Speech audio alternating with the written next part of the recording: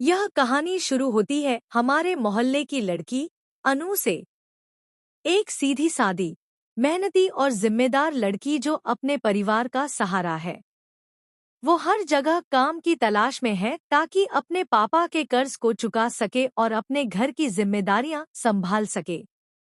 एक दिन मोहल्ले की एक औरत उसे कहती है, अरे अनु, अगर काम ढूंढ रही हो तो बताती हूँ।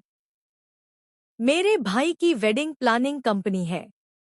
कल एक बड़ी पार्टी है। 150 से 200 लोगों का खाना पीना होगा। अच्छे पैसे भी मिलेंगे। अगर तुम्हें खाना बनाना आता है तो वहीं से शुरुआत कर लो। अनु तुरंत मान जाती है क्योंकि उसकी मम्मी पुष्पा जी तो बेहद स्वादिष्ट खाना बनाती हैं। अनु और पुष्पा जी दोनों अगले दिन कैटरिंग का काम करने निकल पड़ती हैं। लेकिन उन्हें क्या पता था कि वो पार्टी किसी और की नहीं बल्कि आर्य के घर की है। अब कहानी यहीं से मोड़ लेती है।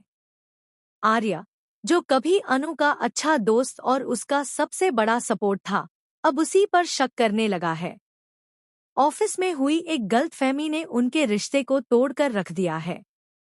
आर्य ने मीरा से कहा था, अगर गलती से भी कोई गलती हुई है तो सच बोल दो, वरना मैं किसी को नहीं बचा पाऊंगा।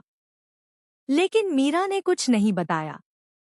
दूसरी तरफ मीरा अब पूरी कोशिश कर रही है कि अनु की जिंदगी और भी मुश्किल हो जाए, क्योंकि आर्य के दिल में जो शक का बीज बोया गया है उसे वो और गहरा करना चाहती है।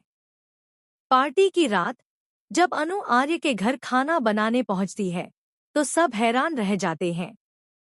मानसी और हर्ष तो मौके का फायदा उठाकर अनु की बेइज्जती करने लगते हैं। वहीं आर्य हैरान रह जाता है, अनु यहाँ क्या कर रही है? अनु की आंखों में सिर्फ मजबूरी और दर्द है।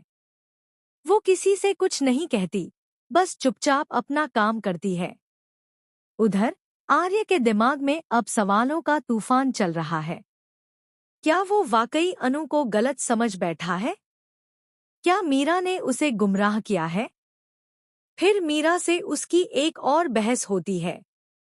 आर्य कहता है, अनु तभी ऑफिस लौटेगी जब वो बेगुनाह साबित होगी, और तब वो अपने पूरे हक से आएगी। यह सुनकर मीरा का चेहरा उतर जाता है। अब कहानी में आने वाला है सबसे बड़ा ट्विस्ट।